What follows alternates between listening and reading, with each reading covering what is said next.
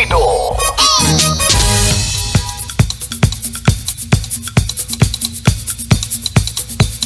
Hey!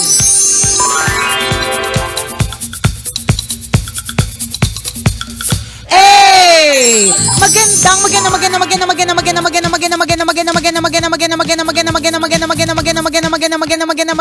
tanghali. Kumikinang na ulod, Diego Bandido.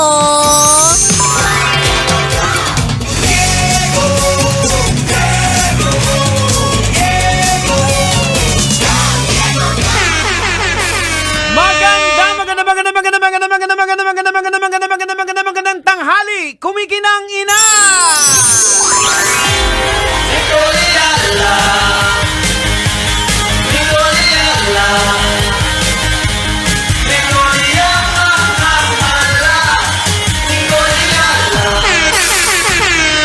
Dear Nicole Yala and Diego Bandido.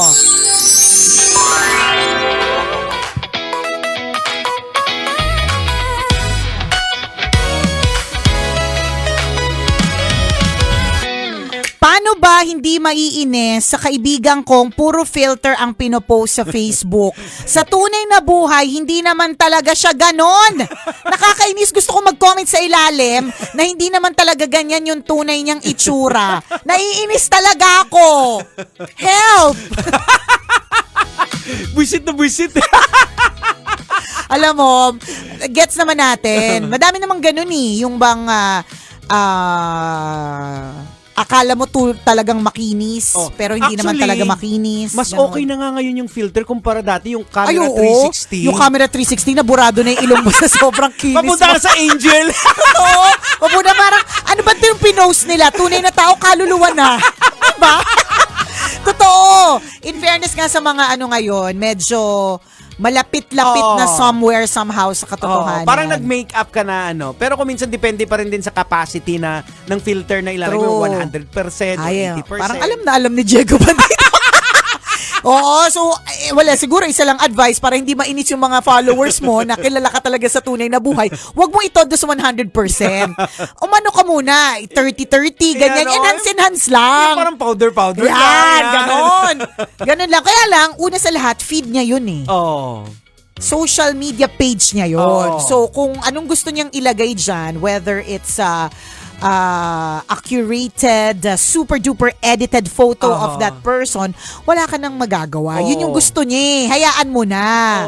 May mga tao nga meron akong isang friend na pag tinignan mo yung Instagram niya, sobrang ganda. Isa lang yung, kahit nasan siya, whether it's a beach o kaya restaurant, kahit na ano, lahat, parang isa lang yung color tone.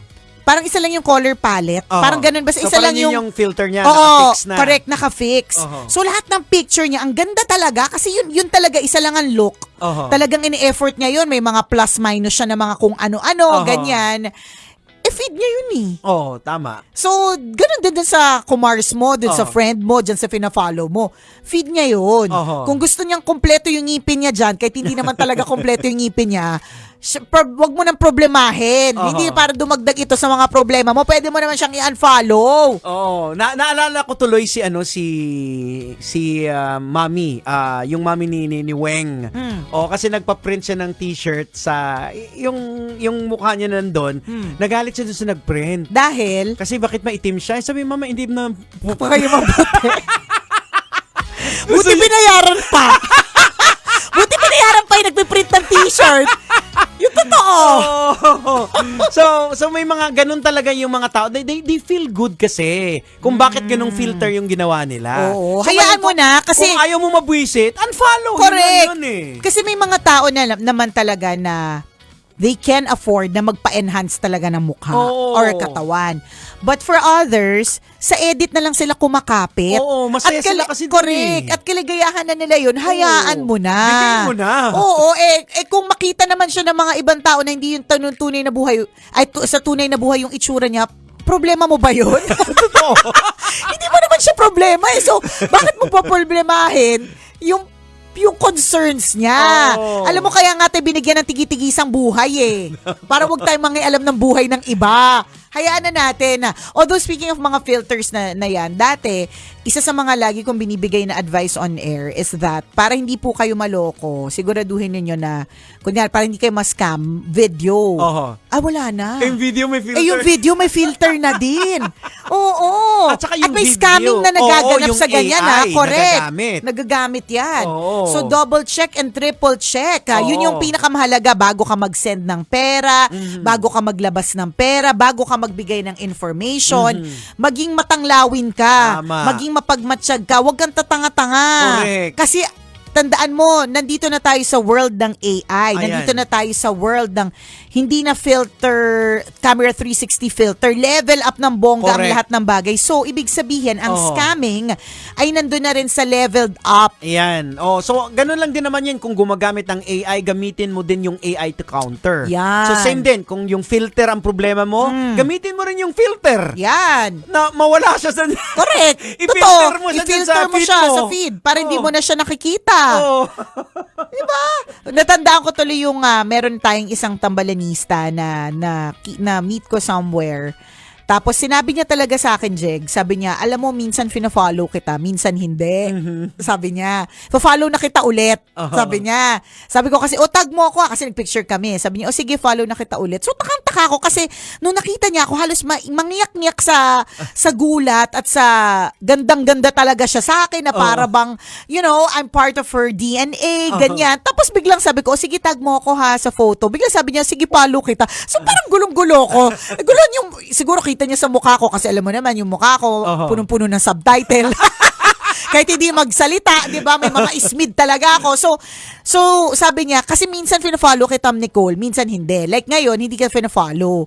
Sabi ko dahil magka-batch tayo tapos naiingit ako sa iyo. Yun lang sinabi niya. And it was very raw, very sincere. Sabi niya, naiinis ako sa iyo kasi magka-batch tayo tapos naiingit ako sa iyo. I feel like bakit ganun? Magka-batch naman tayo, pero bakit ito yung mga na-achieve mo? Parang kaka-unfollow niya lang sa akin kasi nakita niya ata nag-receive na naman ako ng award. So parang nainis siya. Parang, bato may award na naman to, di ba? Yun talaga, very, very raw yung kanyang reaction sa akin. So, yun yung sinasabi nating filter. Kung hindi mo naman kailangang tiisin kung naiinis ka eh. Ako meron ako mga ina-unfollow because nga minsan may mga ganyan, nakakaingit naman yung ano niya. Even ako, kahit ako. Nag-unfollow ako na para for my peace of mind, unfollow ko na lang kaysa makita ko lagi, naiinis ako, naiirita ako, nabubwisit ako. So, ba't ako matupat? Itong nararamdaman mo ngayon, bakit ka patuloy na mabubwisit? Tama. Kung pwede mo namang i-filter yung mga nakikita mo. Ganon. And then for quite some time na, maalala mo, sige, follow ko na ulit. Correct. Okay na. Diba? May mga ganun eh. Meron nga akong isang kaibigan na ganyan eh.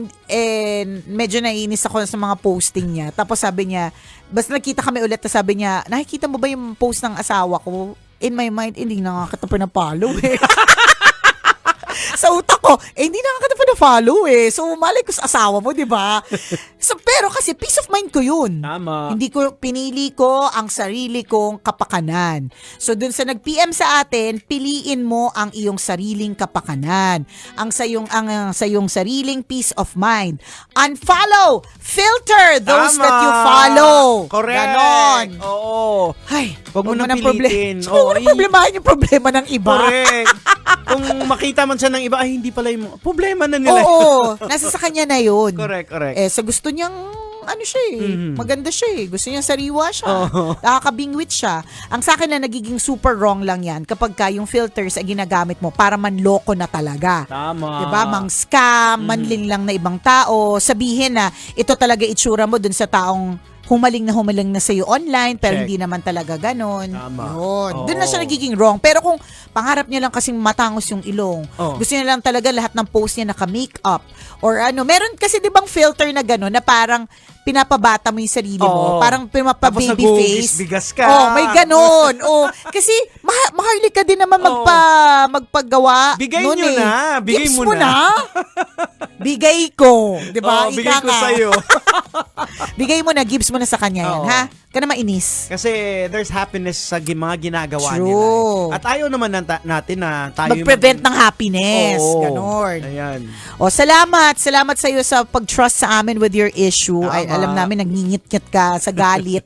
Pero sana hindi ka na mainis. Sana nakapagbigay sa iyo ng konting idea na ay oo nga. Oo nga, no? Tama pala, di ba? So, ganon. pahinga din. Chulalu. O siya. Uy nga pala, Jegs, maya-maya ay nandyan ako sa... Saan ka? Sa... Nakalimutan niya na. Hindi! Para sigurado yung lugar. Teka lang. Oo, tadali.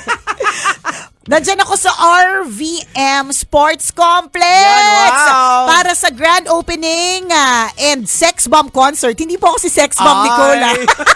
Nandun lang po ako sa grand opening. I will be your host for the grand opening ng Baragatan 2026 Yan. sa Puerto Princesa, Hello! Palawan. Sa mga taga Puerto Princesa, Correct. abangan niyo si Nicole. Nandyan po ako maya-maya lamang. Kaya doon sa mga nagme-message na gusto nila akong makita. O, kita-kits po tayo mamayang Kung gabi. magpapadala po kayo ng mga buhay naman, no? Ay, wala namang tatanggapin problema. ko yan. Go, di tayo tatanggi dyan. Salamat and kita-kits mga kabisyo natin dyan sa Puerto Princesa. Tama. O, siya. Alright. Exit na muna kami for now.